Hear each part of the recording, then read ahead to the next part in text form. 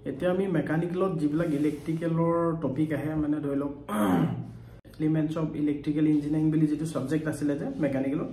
তাৰ পৰা কি কি টপিক আহিব পাৰে মই হেতু ওপৰত এই ভিডিওটো বনাইছো তো এটা টাকে মই কৈ যাম আৰু যিখিনি মই ক'ব নোৱাৰো যদি ভিডিওটো বেছি দীঘল হৈ যায় বাকিখিনি ডেসক্ৰিপচন বক্সত মই গোটেই টপিকখিনি ইলেক্ট্ৰিকেলৰ টপিকখিনি মই দি দিম সেইখিনি মানে চালে অলপ লাভ হ'ব ধৰি লওক এইবিলাক আকৌ কিৰ্চফছ ল মানে কেভিএল কেসিএল মানে কিৰ্চফছ ভোল্টেজ ল কিৰ্চফছ কাৰেন্ট ল এইবিলাক চাব লাগিব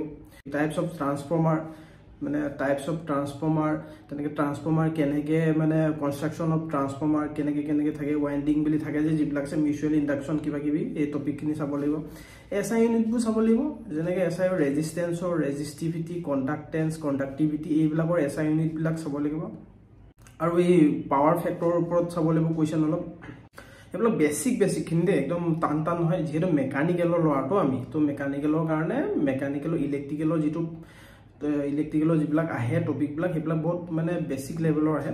তো ওমছ ল চাব লাগিব ওমছ ল ফৰ্মুলা চাব লাগিব ডেফিনিশন চাব লাগিব এই হেবিলাক আৰু মানে সাৰ্কিট এখন সিৰিজত থাকিলে কেনেকুৱা হয় প্যাৰেলেলত থাকিলে কি হয় হেই গুটেখিনি টপিক চাব লাগিব তাৰছত এই right hand rule left hand rule থাম ৰুল এই গুটেখিনি ওপৰত মানে অলপ মানে ডেপথত অকমান চাই যাবা কোনটো কি বুজায় কোনটো আঙুলি কি ডাইৰেকশন দিয়ে মোশন দিয়ে কি ডাইৰেকশন অফ কি দিয়ে সেই গুটেখিনি টপিক এবাৰ চাব লাগিব তাৰছত মানে এইখিনি